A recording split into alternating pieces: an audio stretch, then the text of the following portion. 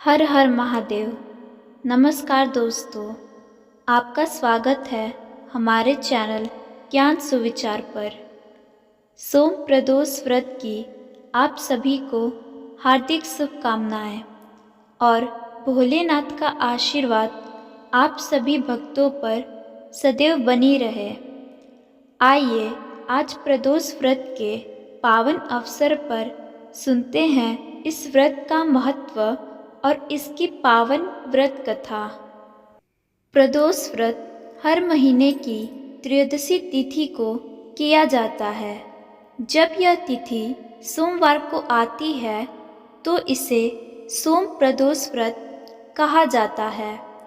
यह व्रत विशेष रूप से भगवान शिव को समर्पित है और इसे करने से लोगों की सभी मनोकामनाएं पूर्ण होती हैं, पाप दूर होते हैं और परिवार में सुख शांति आती है। माना जाता है कि प्रदोष काल में शिव जी और पार्वती जी पृथ्वी पर विचरण करते हैं और भक्तों की प्रार्थना सुनते हैं।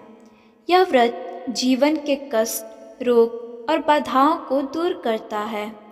आर्थिक परेशानियां कम होती हैं और कार्यों में सिद्धि मिलती है। पति पत्नी के बीच प्रेम बढ़ता है और परिवार में शांति बनी रहती है। सोम प्रदोष व्रत कथा। पौराणिक कथा के अनुसार एक समय की बात है जब सौंकादिक ऋषि सूत जी से बोले, हे दयालु, कृपा करके आप सोम प्रदोष व्रत की कथा सुनाइए। तब सूत जी बोले कि हे ऋषिवर, अब मैं सोम त्रयोदशी व्रत का वर्णन करता हूँ। इस व्रत के करने से शिव पार्वती प्रसन्न होते हैं। प्रातः स्नान आदि कर शुद्ध पवित्र होकर शिव पार्वती का ध्यान करके पूजन करें और अर्घ्य दें। ओम नमः शिवाय इस मंत्र का 108 बार जाप करें, फिर स्तुति करें। सनकादिक ऋषि बोले, हे प्रभु, मैं इस दुख सागर में गोते खाता हुआ ऋण भार से दबा ग्रह दशा से ग्रसित हूँ। हे दयालु, मेरी रक्षा कीजिए। आपने यह व्रत संपूर्ण कामनाओं के लिए बताया है। अब कृपा कर यह बताने का कष्ट करे कि यह व्रत किसने किया, वह क्या फल पाया। सूत जी बोले, एक नगर में एक ब्राह्मणी रहती थी। उसके पति का स्वर्गवास हो गया था। कोई भी उसका धीर धैर्य न था, इसलिए वह सुबह होते ही अपने पुत्र के साथ भीख मांगने निकल जाती और जो भी भिक्षा मिलती उसी से वह अपने पुत्र का पेट भरती थी। एक दिन ब्राह्मणी भीख मांगकर लौट रही थी तो उसे एक लड़का मिला। उसकी दशा बहुत खराब थी। ब्राह्मणी को उस पर दया आ गई। वह उसे अपने साथ घर ले आई। वह लड़का विदर्भ का राजकुमार था।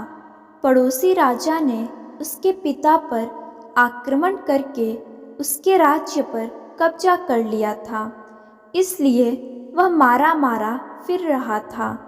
ब्राह्मणी के घर पर वह ब्राह्मण कुमार के साथ रहकर पलने लगा। एक दिन ब्राह्मण कुमार और राजकुमार खेल रहे थे। उन्हें वहां गंधर्व कन्याओं ने देख लिया। वे राजकुमार पर मोहित हो गई।